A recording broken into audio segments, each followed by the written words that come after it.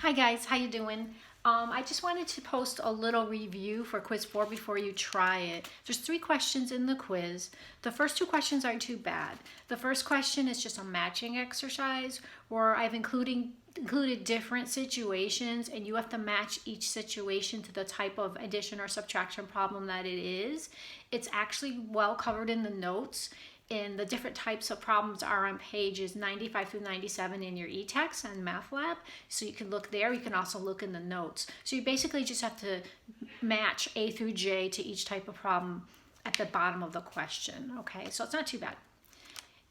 The next question is on mental math. So you have to use the cumulative and associative properties to make the problem's easier to solve without a calculator. So you can't just give me the answer. You just can't like add them up with your calculator and give me an answer.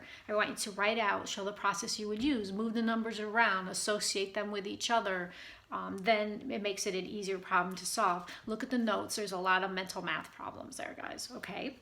The third problem is a little more difficult, so I thought I'd do a similar problem. I already created a problem up here, same as the quiz, just different numbers. Okay, so this is about a guy, he's working at a store, he sells action figures, and when he gets the action figures, they come in boxes that have 15 bags, and each bag has 10 figures.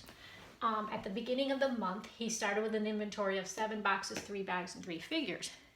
At the end of the month, he only has 2 boxes, 5 bags, 9 figures. So he wants to figure out how much he sold. So does it make sense, you guys? You would take what you start with minus what you end with. That would give you what you sold, right? So we have to do a subtraction problem. So, all right, we're going to do it. So we come over, just like we do in regular subtraction, we come over to the right side and we go 3 figures minus 9 figures. And you go, man, I can't do that. I get negative figures. So what are you going to do? You're going to rip open one of those bags. So you only have 2 bags left. And when you rip open one of those bags, you have 10 figures in it, right? So now instead of 3, you have 10 plus 3, you have 13 figures. You have the 3 that were there plus the 10 that came out of the bag. So now can I subtract? Can I do 13 figures minus 9 figures? Yeah, I think that gives me 4 figs, right? Okay.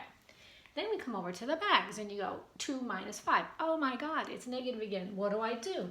Rip open one of those boxes. You rip open one of those boxes. How many bags are in each box? Each box has 15 bags. So instead of just 2 bags now, you have 2 plus 15. You got 17 bags now. So now can you do 17 minus 5? I think so, right? That's 12 bags.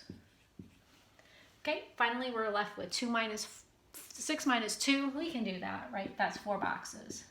So that would be the answer, guys. So I want you to give the answer in terms of boxes, bags, and figures, okay? So give it a shot on the quiz. It's very similar, just different numbers, okay? So if you have any problems, email me and do the online Zoom meetings that I'm going to do during class time, which I hope I set up right. We'll figure it out, okay?